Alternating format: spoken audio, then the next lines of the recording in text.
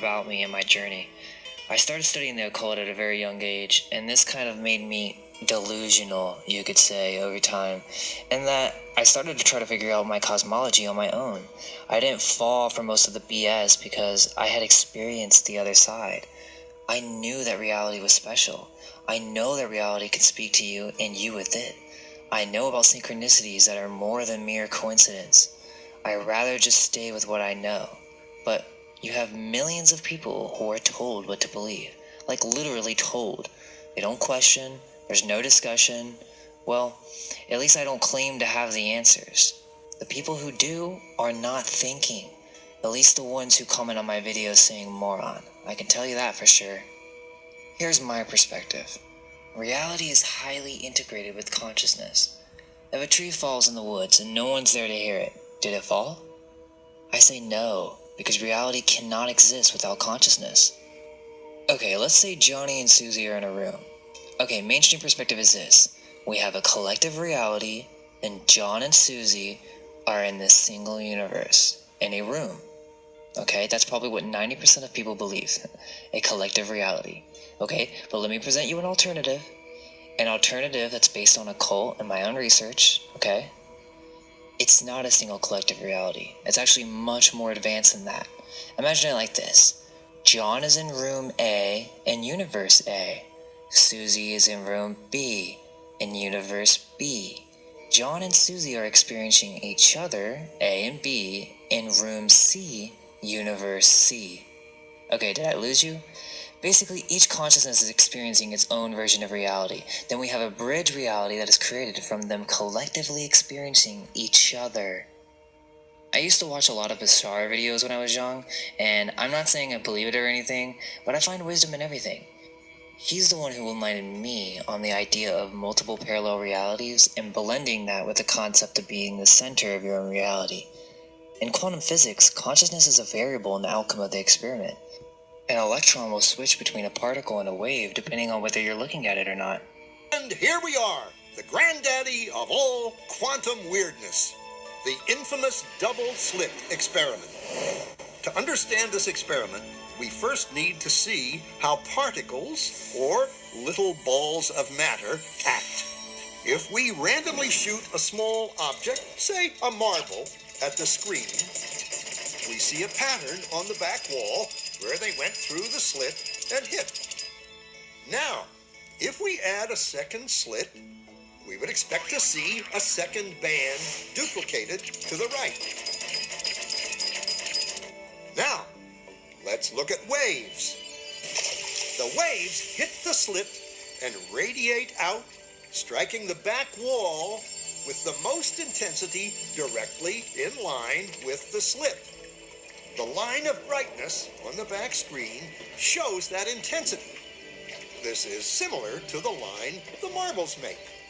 But when we add the second slit, something different happens. If the top of one wave meets the bottom of another wave, they cancel each other out. So now there is an interference pattern on the back wall. Places where the two tops meet are the highest intensity, the bright lines, and where they cancel, there is nothing. So, when we throw things, that is, matter, through two slits, we get this, two bands of hits. And with waves, we get an interference pattern of many bands. Good so far. Now, let's go quantum.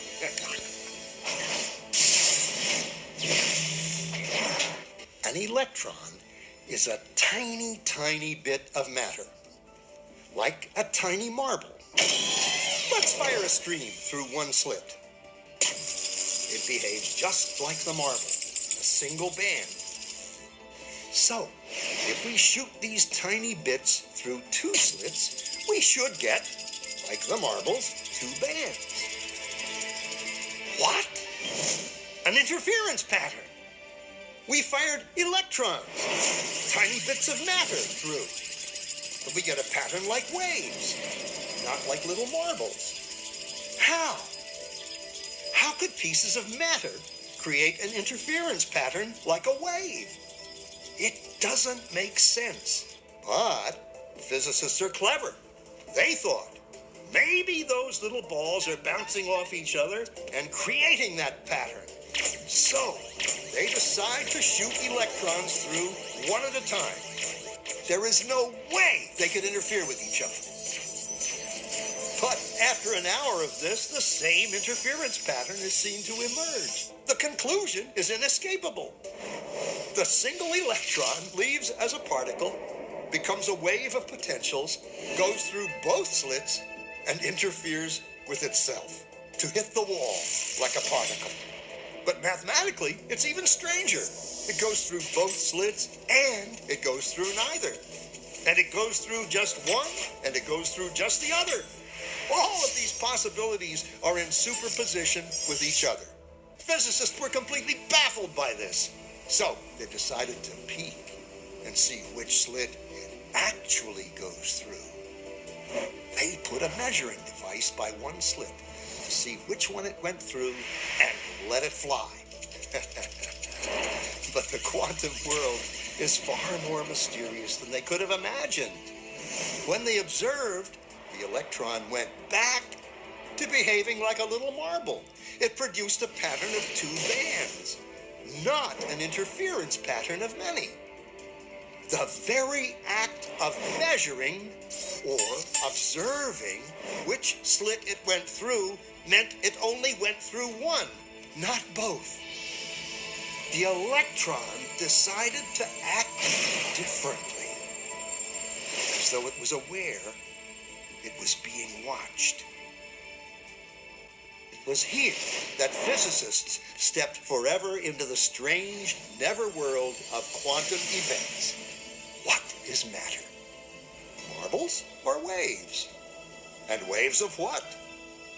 And what does an observer have to do with any of this? The observer collapsed the wave function simply by observing. I'm sure you've heard some version